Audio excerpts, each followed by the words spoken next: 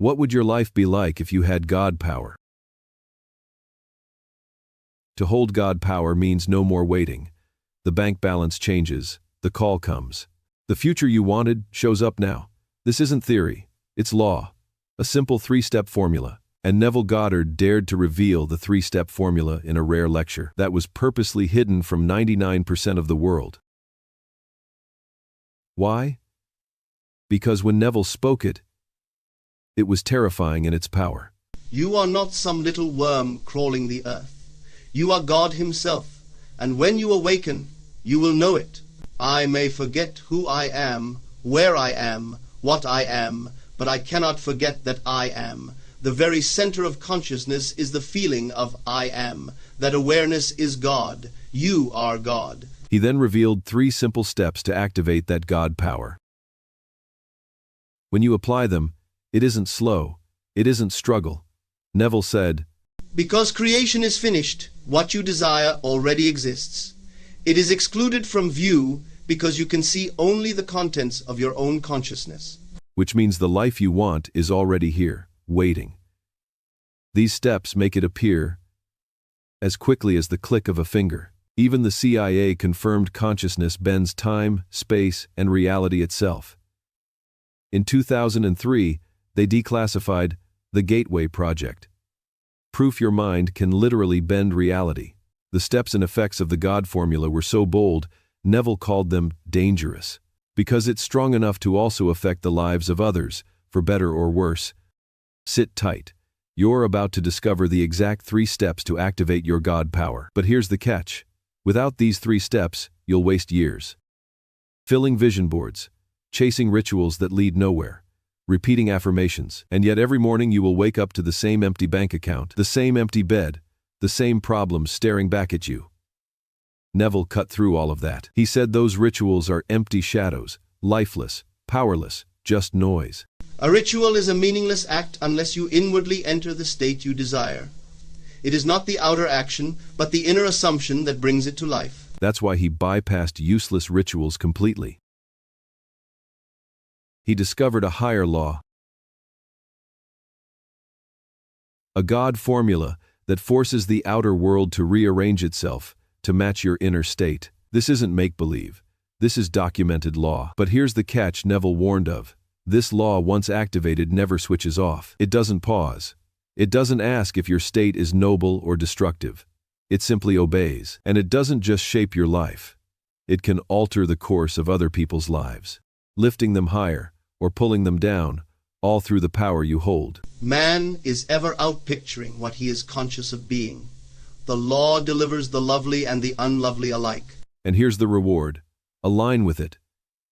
And reality begins to bend in ways that defy logic. Opportunities appear where none existed. Money flows without effort. Love finds its way to your door. And the first step? Neville called it the boldest act you could ever attempt. Because to do it, you must betray your senses. You must look at the evidence of lack, of loneliness, of failure, and call it a lie. Dare to assume you are what you want to be, and you will be compelled to live it. Your senses will deny it. Your reason will laugh at it. The world will call it madness. But if you persist, if you remain loyal to the assumption, it will harden into fact. Not hope, not wait, but dare to assume. Yes, it feels impossible. To feel rich when your pockets are empty. To feel loved when you're still alone. To feel free while bills are stacked on your desk. But Neville cut through the lie. Your outer world is only a shadow, an echo. If you wait for it to change before you feel the change, you'll wait forever. Assumption, though denied by the evidence of the senses, if persisted in, must become reality. The world is nothing more than the outpicturing of your inner state. Change the assumption, and the world cannot help but change with it. And this is why he called it dangerous. Because the world will laugh at you, reason will fight you, and even your own senses will revolt. But if you hold the assumption, the world has no choice but to yield. Modern research echoes what Neville taught.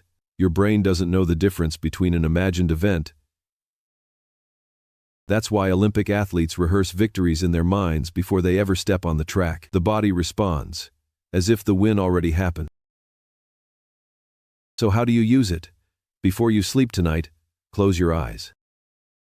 Step into the end. Don't picture the process, picture the result. If it's wealth, see the balance on the screen. If it's love, feel the ring on your finger, the warmth of a hand in yours. Don't just watch it, live it. Neville put it this way: To assume the feeling of the wish fulfilled is to call forth that state into being. Imagination is nothing less than God in action, for to imagine a state is to enter it, and to enter it is to make it real. God became man that man may become God. So your own wonderful human imagination is God. That was step 1 of the God formula. The end state switch. Don't wait for proof. Don't chase signs. Step into the result until it feels natural, and the world has no choice but to follow. But here's the problem. Even if you master this first step, the shadows of your past can still pull you back. Neville knew that unless you erased the past, you'd be chained to it. That's why his second step isn't about creating the future at all. It's about rewriting time itself. It erases the past. The second step might be Neville's most mysterious. It dissolves problems instantly. He called it the I remember when technique. Neville said, I remember when I was unknown. I remember when I had nothing. I remember when I was not the man I am today. By this I create a past that anchors me in my desired present. The moment you say, I remember when this problem was mine, it is no longer yours. You have written it into yesterday, and yesterday cannot hold you. Pause on that. He's not daydreaming about the future. He's collapsing time. He's burying the old self in the past. And science agrees. Modern psychology shows memory is fluid, not fixed. The moment you say, I remember when, the brain files the old problem as finished. So when you say, I remember when I was broke, your subconscious accepts that the broke version is over and begins building the new version in the present. Here's how you use it. Whenever your senses scream the opposite of your desire, flip it into memory. If money feels tight, say, I remember when I worried about bills. If you're sick, say, I remember when I felt unwell. If you're lonely, say, I remember when I was alone. Each phrase buries the problem in yesterday and forces your mind to stand in the new today. It's like holding a funeral for the old you and resurrecting the new one. Neville put it bluntly. Man must create a past for the new man to walk into. To say I remember when is to make room for what is. The old man dies as you remember him, and the new man is born in his place. Remember, if this truth is hitting you, subscribe and step fully into it. You can use I remember when to lift a friend. Suppose he is unemployed. See him as though he were gainfully employed, and say within yourself, I remember when he was unemployed. Persist in that memory, and you will change his state. I remember when she was not married, and now she is. I remember when he had nothing, and now he has much. And this isn't just mysticism. Even Nobel Prize-winning physicists now echo the same truth. Reality reshapes around the observer. What you assume, what you remember, literally alters the world you step into. Science is only just catching up to what Neville revealed decades ago. These words create a bridge of incidents that lead from the present into the fulfilled desire. Cognitive science shows our sense of time is flexible. The mind doesn't just recall the past, it edits it. I remember when collapses the timeline, making the unwanted state yesterday's news, so today can be rewritten. That was step 2 of the God formula. The memory rewrite. Put simply, this step buries the old world. Every I remember when seals yesterday shut and forces your mind to stand in a new today. The past dies and the present must change. And now, the final step, the engine behind them all. Neville revealed the core principle in just 7 words. A change of feeling is a change of destiny. Feeling is the one and only medium through which ideas are conveyed to the subconscious. It is not what you want that you attract. You attract what you believe you already are. God is known by feeling or not at all. You are not a helpless being, but the operant power of God. Let that hit you. Not thought. Not words. Not action. Feeling. Because without feeling, everything else is just noise. Here's the trap. Most people stop at words. They say the affirmations. They picture the scene. But without emotion, nothing takes root. Think of it this way. Words are seeds. But without feeling, the soil is dry. You can plant all day, but nothing will grow, and research proves it.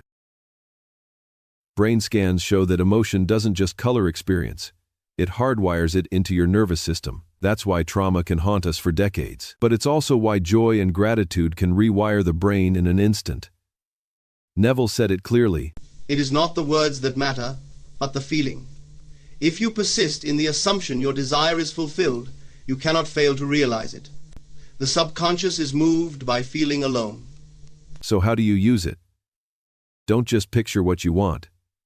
Charge it with emotion. If you imagine wealth, don't just see numbers on a screen. Feel the relief of debts gone, the pride of freedom, the joy of generosity. If you imagine love, don't just see a face. Feel the safety, the warmth, the laughter, because feeling is what makes the state natural. Neville said again, The great secret is a controlled imagination and a well-sustained attention firmly focused on the feeling of the wish fulfilled until it fills the mind and crowds out all other ideas. Feeling is the secret of successful prayer. That which you feel you are, and you are given that which you feel you have. To be conscious of being poor while praying for riches is to be rewarded with that which you are conscious of being poverty. Think about that. The words will fade, but the feeling remains. This is why Neville called it dangerous. Because once you feel it real, the world has no choice but to bow to it. And if you hold the wrong feeling, fear, doubt, anger, that too hardens into fact. That was step 3 of the God formula, the feeling switch. This step locks it in. Feeling seals the state. Once you feel it real, destiny reshapes itself around you. And when you combine all 3, reality doesn't just bend, it obeys. These are Neville Goddard's 3 steps to activate the God formula. 1. Assume it done. 2. I remember when. 3. Feeling is the secret. Each one is powerful on its own. But when you combine them, that's when everything changes. Step 1 charges the state. Step 2 buries the old world. Step 3 locks it into destiny. Together, they form a circuit, a force Neville said could remake the world itself. Change your conception of yourself, and you will automatically change the world in which you live. And this is why Neville said creation is finished. You're not waiting for God to act on your behalf. God is acting through you, as you. The I am within you is the only creative power there is. To say I am is to claim God in the first person. Whatever follows those words begins to take shape in your world. God's name forever is I am. That is who you are. You may forget everything else, but you cannot forget being. Being is God. So here's what to do now. Choose one step, use it tonight, and then share your experience in the comments. Together, we're building a community of people proving this law in real time, and your story could be the one that inspires someone else to finally step into their God power. And make sure you subscribe and visit our channel because we've created a full cinematic film of Neville's life. If you've ever wondered what it looked like when the man himself proved these laws in action, that film will show you. This isn't theory, this is law. And once you step into it, there is no going back.